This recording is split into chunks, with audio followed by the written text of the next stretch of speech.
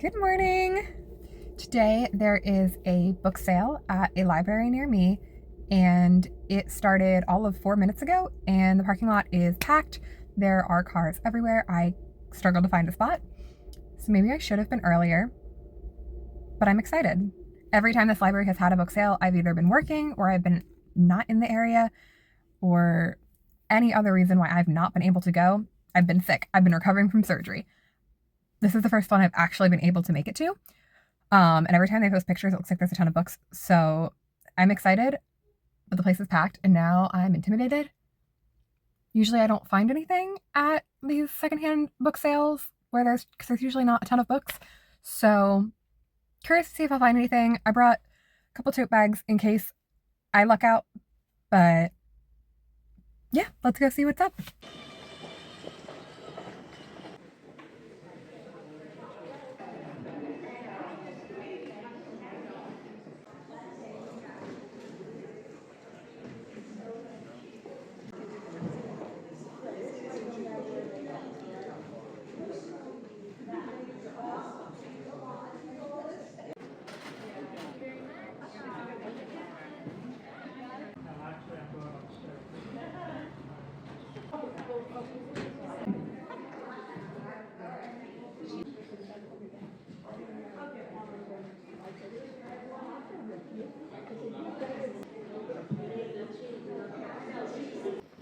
Thank you.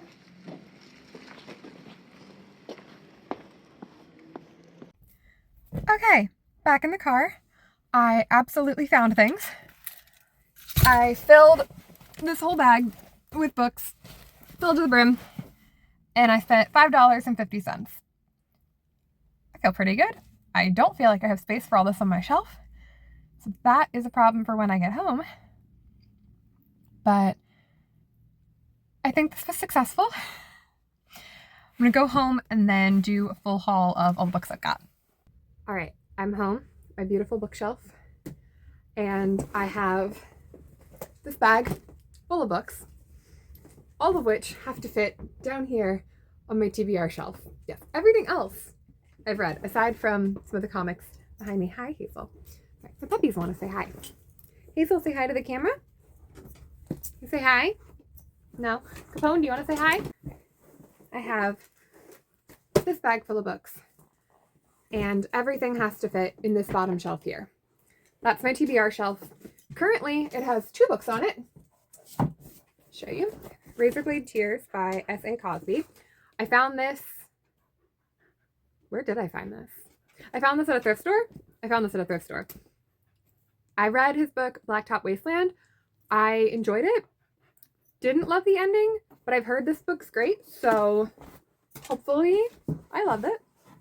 And I have Double Cross by Ben Macintyre. I've read 2 of his books, Operation Mincemeat and Agent Zigzag. Loved both of them. Really excited for this.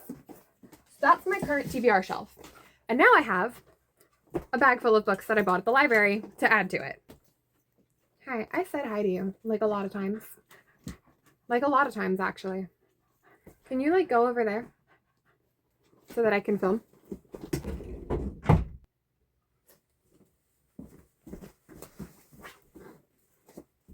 They're definitely gonna break back in. But for now, I have a moment. I do not have a moment. Can I help you? Okay. First thing I bought is for my brother.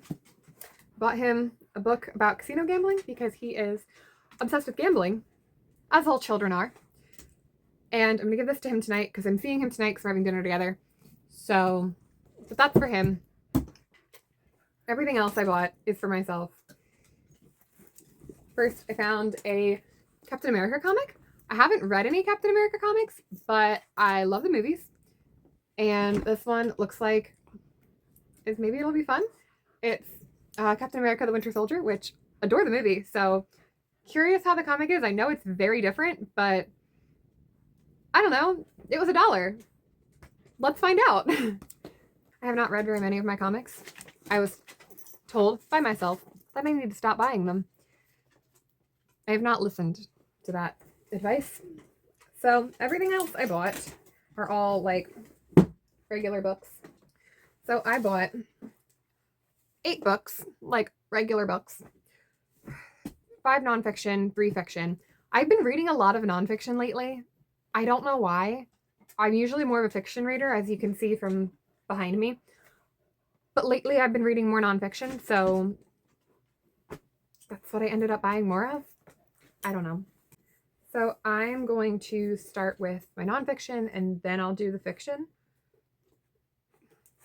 So first thing I got was The Goodfella Tapes by George Anastasia. It's mafia book. I love reading mafia books. I have several up there. You can't see them.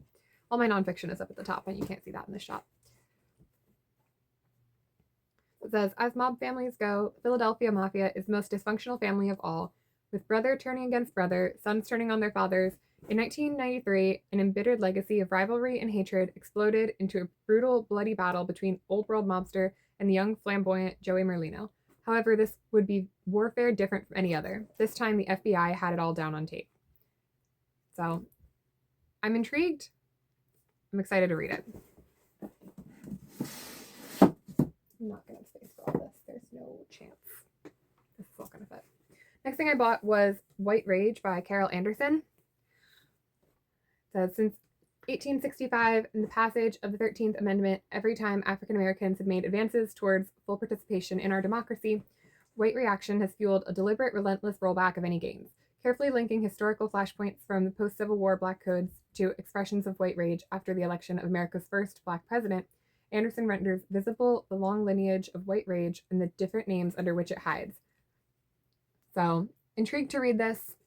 I feel like a lot of Black history isn't very covered in our education system here in the States, at least where I went to school. I don't know about elsewhere, but I feel like we learn the very, very basic things and don't get to know the full extent of how bad white people fucked everything up for everybody. So I feel like I need to learn more. I need to educate myself. Next thing I got is The Escape Artist by Jonathan Friedland. It says, in 1944, Rudolf Verba became one of the first Jews to escape from Auschwitz and make his way to freedom, among only a tiny handful who ever pulled off that near impossible feat. He did it to reveal the truth of the death camp to the world and to warn the last Jews of Europe what fate awaited them. Against all odds, Verba and his fellow escapee, Fred Wetzler, climbed mountains, crossed rivers, and narrowly missed German bullets until they had smuggled out the first full account of Auschwitz the world had ever seen. A forensically detailed report that eventually reached Franklin Roosevelt, Winston Churchill, and the Pope. So, I didn't know about any of this. I read a lot of World War II books. Never heard about this. Excited to learn more. That sounds really interesting.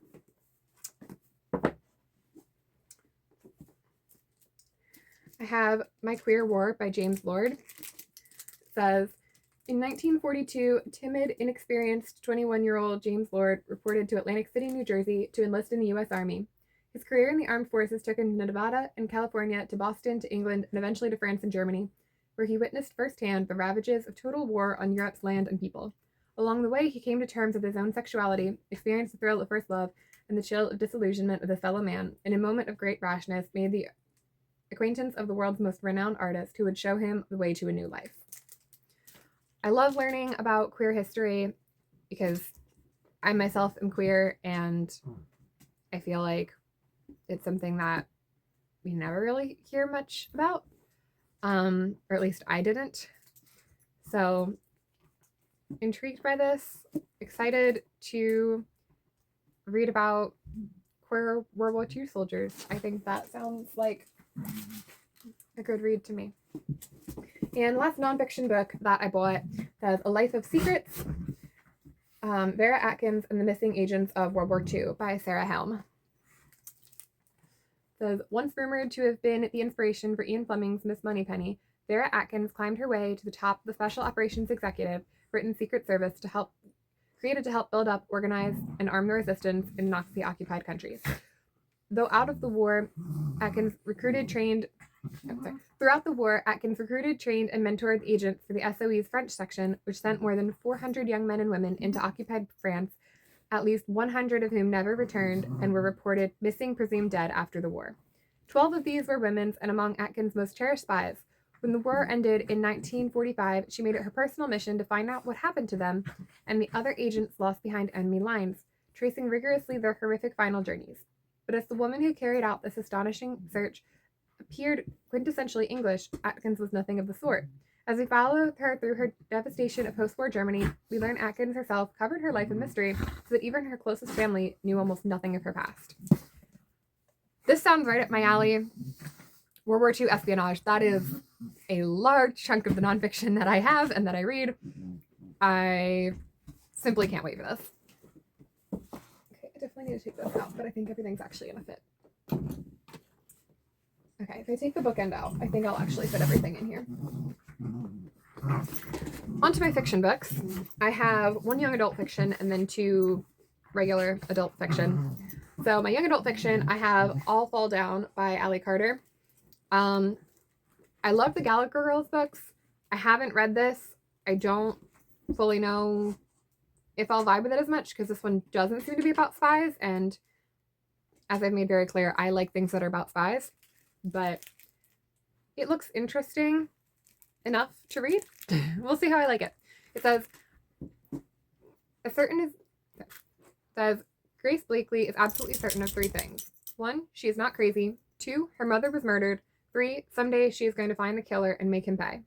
As certain as Grace is about these facts, nobody else believes her, so there's no one she can completely trust. Not her grandfather, a powerful ambassador, not her new friends who all live on Embassy Row, not Alexei, the Russian boy next door, who is keeping his eye on Grace for reasons she neither likes nor understands. Everybody wants Grace to put on a pretty dress and a pretty smile, blocking out all her unpretty thoughts. But they can't control Grace, no more than Grace can control what she knows or what she needs to do. Her past has come back to hunt her, and if she doesn't stop it, Grace isn't the only one who will get hurt. Because on Embassy Row, the countries of the world stand like dominoes, and one wrong move can make them all fall down. I don't know. It seems interesting. I'm intrigued. I don't know. Again, each book was only like 50 cents, so nothing's a real risk. That's why I love library book sales. I can get a stupid amount of books, and if I don't like them, I don't feel bad about having purchased them, and I get to find them a new home in a little free library. And if I do like them, what a steal, what a bargain. So it's great. Next thing I found was The Berlin Exchange by Joseph Cannon. This is a large print book, which I don't need a large print book, but again, it's on the table at 50 cents, so I bought it. Berlin, 1963, the height of the Cold War. An early morning spy swap at a discreet border crossing. The communists are trading 2 English students caught helping friends over the wall and an aging MI6 operative. On the other side of the trade, Martin Keller, a physicist who disappeared into the English prison system. Keller's most critical possession, his American passport. Keller's most ardent desire, to see his ex-wife Sabine and their youngest son. But he has questions. Who asked for him? The KGB? He has worked for service long enough to know when they want him for something. Something which he cannot learn until he arrives in East Berlin, when suddenly the game is afoot. I don't know. Fun little spy story. Hopefully it's good. Maybe it's not. But again, oh well. My TBR is growing. I'm a little scared, not gonna lie. And then last thing I found is Saving Sophie, which is a contemporary thriller. It says, when Karen Finch's 17-year-old daughter Sophie arrives home after a night out, drunk and accompanied by police officers, no one is smiling the morning after. But Sophie remembers nothing about how she got into such a state. 12 hours later, Sophie's friend Amy has still not returned home. Then the body of a young woman is found. Karen is sure that Sophie knows more than she's letting on. But Karen has her own demons to fight. She struggles to go behind her own door without a panic attack. As she becomes convinced that Sophie is not only involved but also in danger, Karen must confront her own anxieties to stop whoever killed one young girl moving on to another, Sophie.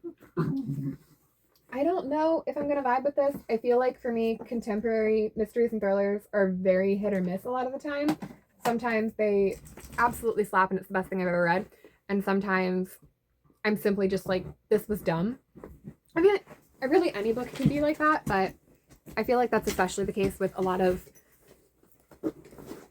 contemporary mysteries and thrillers. Maybe I just don't read enough of them. Maybe I'm just not reading good ones. I don't know. But we'll see what I think. Anyway, that is everything I got at the library book sale. Thank you for coming with me on this journey. It's been a good time. I have a lot of books and an overwhelming TBR now. And I'm excited to read them and hopefully enjoy them. And if not, I'll find them new homes, and that'll be fun too. So thanks for coming along, and I'll see you later.